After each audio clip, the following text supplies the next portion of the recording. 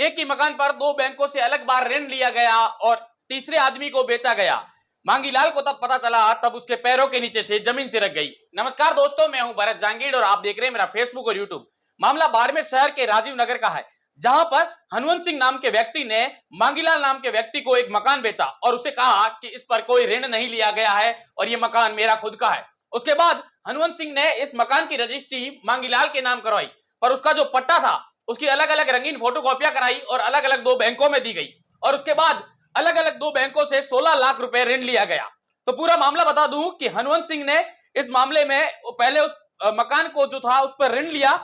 पहले उसने bank of Baroda से 6 लाख रुपए ऋण लिया और उसके बाद उस पट्टे की रंगीन फोटोकॉपी करवाकर जालोर सहकारी बैंक से 10 लाख रुपए ऋण लिया और उसके बाद इस मकान को अन्य किसी तीसरे व्यक्ति मांगीलाल को बेच दिया गया। और मांगीलाल को तब पता चला जब बैंक की कुर्की आई, तब उसे पता चला कि इस मकान पर ऋण लिया गया है और अब बैंक इस मकान को कुर्क करेगी। उसके बाद उसने उस व्यक्ति से संपर्क किया जिससे उसे मकान खरीदा, पर उस व्यक्ति ने जब कोई जवाब नहीं दिया तो उसने कोतवाली थाने पहुंचकर मामला दर्ज कराया। कोतवाली पुलिस ने पूरे मामले की छानबीन की और आज एक आरोपी हनुवंत सिंह को गिरफ्तार किया जिसने इस मकान को उसे बेचा था।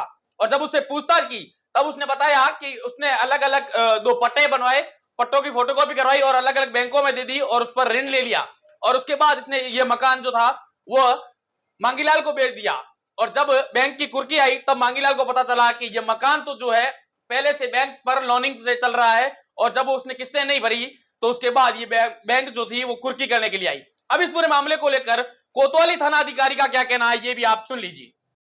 ये मांगीलाल कांजी मेघवाल है बाड़मेर के। उन्होंने 7/12/2022 को मुकदमा दर्ज करवाया था कि मैंने एक प्लॉट हनुवंत सिंह पुत्र केसर सिंह रावण राजपूत निवासी बलदेव नगर से क्रय किया और उन्होंने मेरे रजिस्ट्री करवा दी।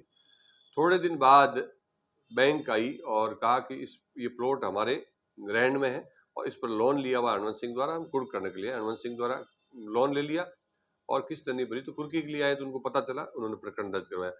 तो फिर प्रकरण दर्ज के बाद जांच की तो ये पता चला कि इन्होंने दो बैंकों से लोन लिया, कलर फोटोकॉपी दे करके कलर फोटोकॉपी को लेमिनेट करवा दिया और बैंक से लोन ले लिया।